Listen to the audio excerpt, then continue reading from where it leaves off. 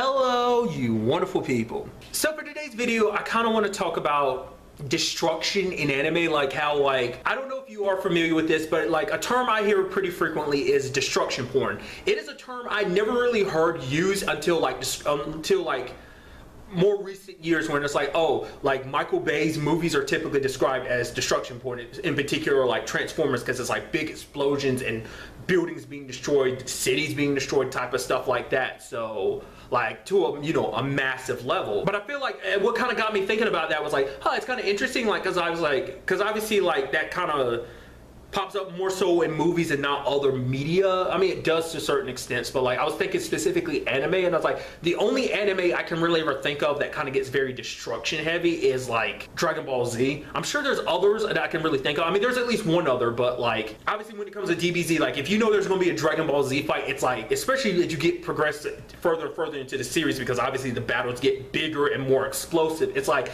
yeah, this terrain is going to be filled with craters, mountains are going to crumble, like this plane is going to be leveled because like the fights are just that intense, or there's just punches or energy waves. It's going to get destructive. That's why a lot of times they're like, oh, we're going to fight as far away from a city as possible. But even then, it's not even like that safe. I mean, you even take like a classic example is like Frieza. Frieza was able to blow up an entire planet. I mean, granted, he struck the core, which actually makes me think that I'm sitting here like, could Frieza have like blew up the planet a lot longer? Because obviously he just kind of wanted to give Goku the middle finger and was like, oh yeah, you got 5 minutes until the planet explodes, so try and stop me. If you're able to stop me in time, then you'll be able to leave here. But until then, it's like you're stuck fighting me and you'll die on this planet with me, ha ha ha ha ha.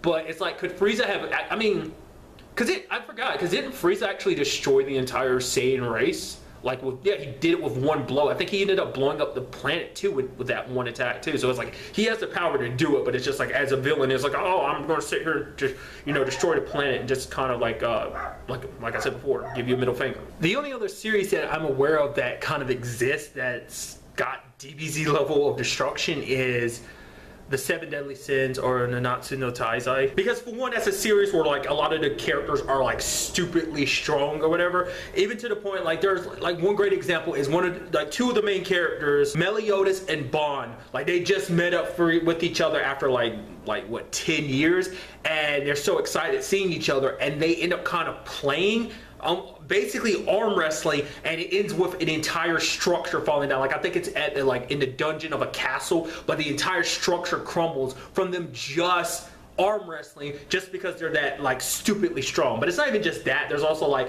the fact is when they fight, there's like a lot of impact to it, so it like, terrain gets upheaval, craters, which like me, like I lose my crap for stuff like that, just because I think that's the coolest. That's why I think I love DBZ so much, because like the fighting is just so heavy. There's like an impact, like a heavy impact, and obviously like to me that's always a cool thing when you see something like representing how powerful something is when like the ground underneath you starts crumbling because it's too much. So to me, like that's the closest thing I can think of like that could kind of compare to that. Like those are the only two examples, and like even compared to DBZ, like I still feel like even then, like 7 Deadly Sins isn't necessarily on the level of DBZ, but it's the like closest second I can think of. I don't know, maybe there's like I only got so far into this series because interestingly enough, the second season is on Netflix. So if you're curious, if you've seen the first season, I was like, oh, I didn't know the second season's up there. It's up there, which I have to, I've kind of talked about it before, which is kind of interesting now to think about it. Like I wish I had talked about that before, because I never talked about like how